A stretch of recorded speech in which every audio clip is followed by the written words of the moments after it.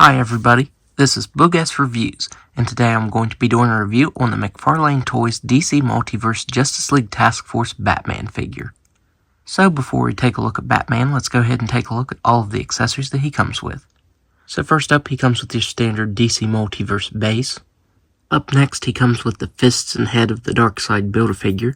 I did go ahead and attach the hands to the arms here. Up next, you get his data file. And if you want to read that, go ahead and pause that now. And finally, he comes with the effects that all of the figures from this wave come with. I actually kind of like these though. I still think the foot one looks a little bit ridiculous. But yeah, I think this one just looks better than the others for some reason. So now, let's go ahead and take a look at the head sculpt. So taking a look at this head sculpt, I can't say that I'm overly fond of it. The head and the body are reused from the Batman that comes in the 2-pack with Bane. And I think the cowl itself actually looks really good. The paint around the eyes and the cell shading right here of that light blue, I think that looks really good. It's once you get to the mouth right here that it looks really funny. And I think the issue is because they didn't sculpt any of the teeth on. They just printed them on. And it's not even solid paint, it's just printed on. And it ends up looking really weird. Like from the side, that looks really funny because you can see that there's no sculpt to his teeth. It's just flat in there, and it's printed on.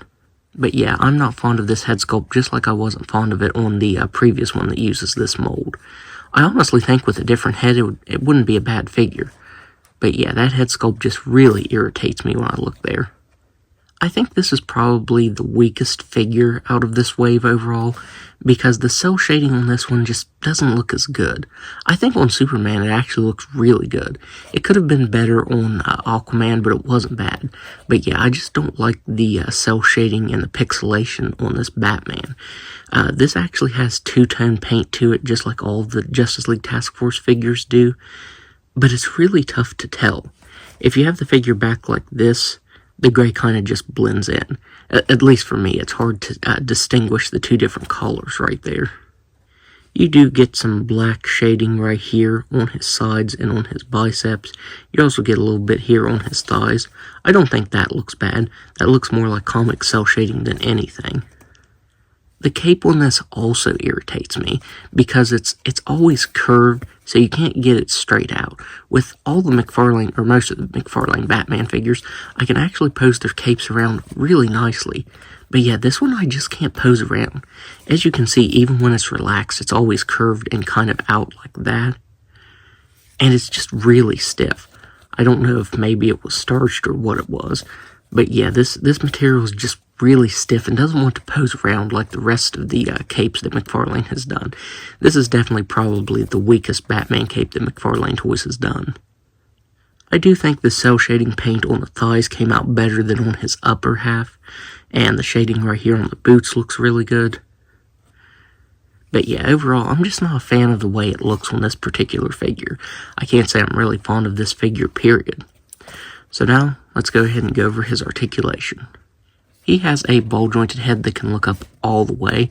He can't really look down at all. He can move his head side to side.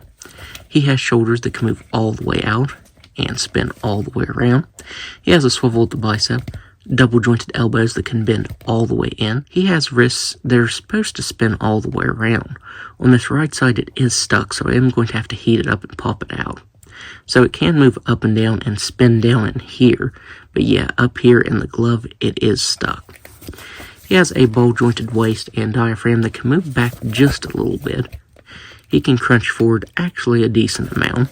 He can move side to side up here and down here in the waist, and all the way around.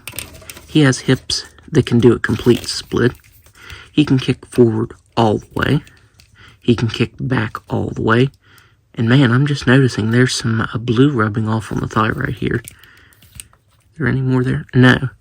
So yeah, that's the first time I noticed that. There's blue from the trunks rubbing off on the thigh right there. He has a thigh swivel that works really well. He has double jointed knees, ankles that can move down all the way, up all the way, spin all the way around, and toe articulation that can move up that far. And I also wanted to mention, I did forget to mention this, the way his legs are molded, they want to do that. and that looks really weird. The left side isn't as bad as the right, but yeah, the way the knees are molded, they do go down into this joint right here. So that looks really funny. So if you're wanting to get him in a neutral pose, the knees on this are always going to be just a little bit bent, especially here on the right side. So now, let's do some size comparisons. So first up, here he is next to the 2-pack Batman that came with Bane. And this figure doesn't want to stand up because of how stiff his cape is.